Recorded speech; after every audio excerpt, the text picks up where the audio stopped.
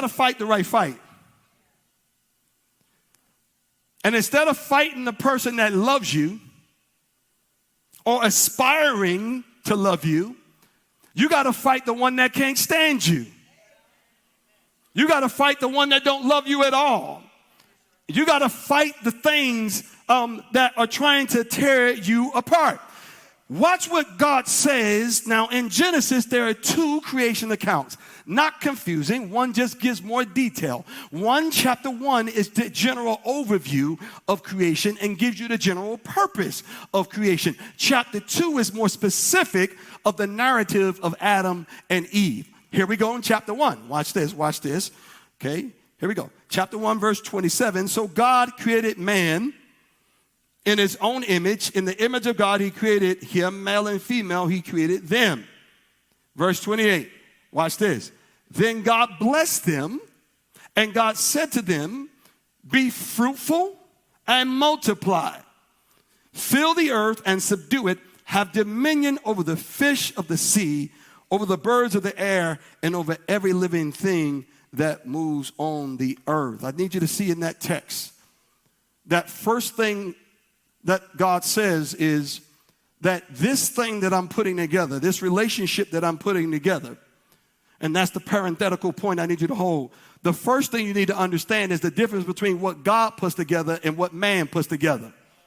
Sometimes we put ourselves together with some folk that God really don't have for us, and thus the entire relationship is a fight to try to make something work that ain't necessarily in the will of God. Who am I talking to this morning? But when it's right, watch this, there will still be tension in a relationship because of this text, but because God put us together, we can work through it. Why? Because of what God says. God says what he puts together is blessed. Somebody shout out blessed. What blessed means is the favor of God to get through every obstacle. What blessed means in this text is the favor of God to overcome every trial.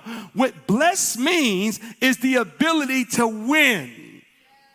That the design of a marriage, the design of a godly relationship is, watch this. God says, I put together two folks to win a championship. Any sports fans in the room? Okay. In sports, watch this. Every year, this is called a season, right? For those of you who understand sports, there's always a season. A season is a series of games. Seasons are long. Seasons are not short. In a season, sometimes you win, watch this, but sometimes you lose, right?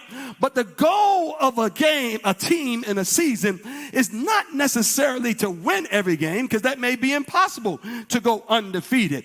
But it is to have more wins than what? Losses. If you get enough wins in any sport, at the end of the season, you get to make what is called the playoffs, right? The playoffs are the select group of champions that are called into a mini tournament to find out who will be the very best among them.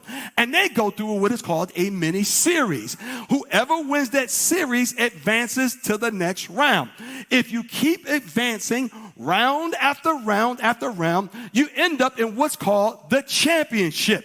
When you get to the championship, it's just one game. Winner takes all. What this text says is that being blessed and being in a relationship is like a sports team who has to go through seasons. Every day, I need to let you know this. Every day in your relationship, no matter how much you love somebody, won't be the best day. You're in a season. And today you may win.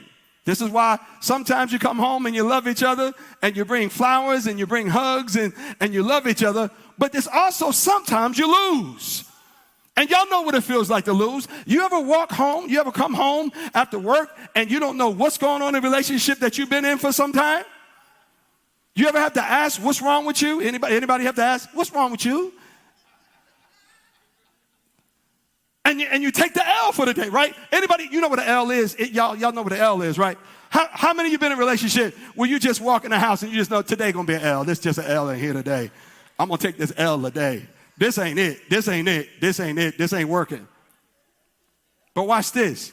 but when you understand the blessing of what it can be. See, what the best teams do is work through the losses to get to the next win.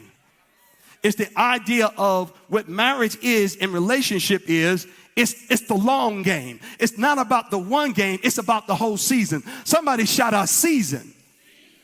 See, you can shift from game to game, ultimately, if you're going somewhere for your season. And what God is trying to release in your relationship right now is to shift into a brand new season. To stop focusing on one loss in one game in the day-to-day and get an overarching view of what your relationship could be. And here's what it could be. Watch this in the text. There are two words I want you to highlight in this text. It's not be fruitful and multiply. We already got that revelation.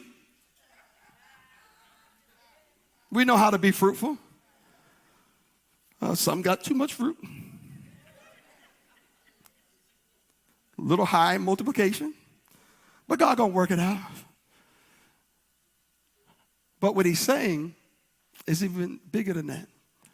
He says, in this earth, watch this, you got to fight the right fight, because the earth and the environment around your relationship, this is what he's saying to the first couple.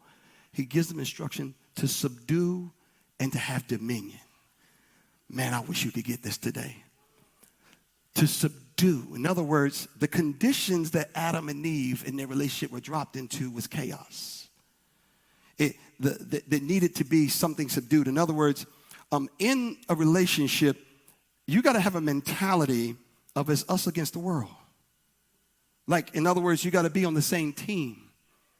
You got to fight the right fight. In other words, when he says subdue and dominate, he did not tell them to subdue and dominate each other. The revelation of the text is, it's not about who's on first. It's about we on first. It's, watch this. You're fighting the wrong fight. You're fighting the fight to try to prove who's right. But you need to be fighting to try to find out what's wrong. You're trying to prove who's right. And the argument, even when you go back and you see many couples, I do couples counseling, a lot of time folks are going back through the argument, which I find pointless. You're retracing who said what, which means you're fighting the wrong fight. What you should be trying to look at is atmospherically, what's wrong with the conditions in the state of this house? Like, what's going on in the atmosphere? Some darkness is in this place, and we need to put our spiritual lens on. In other words, Christian couples, what the text is saying, cannot look at a relationship straight through the flesh. Because there's some things in the atmosphere, darkness that is against your relationship. Let me make it plain just in case you don't understand. Because the way I started, because you're in the image and the likeness of God, when you get together with somebody that God has for you, I'm telling you right now, just because you decide to get in the relationship that God has ordained for you, the devil is against you. Why? Because you represent God, because you're trying to do it God's way, because you're in the image and likeness of God, because you aspire to sacrifice your life to put it together with somebody else's life. This is why some of your relationships just went haywire.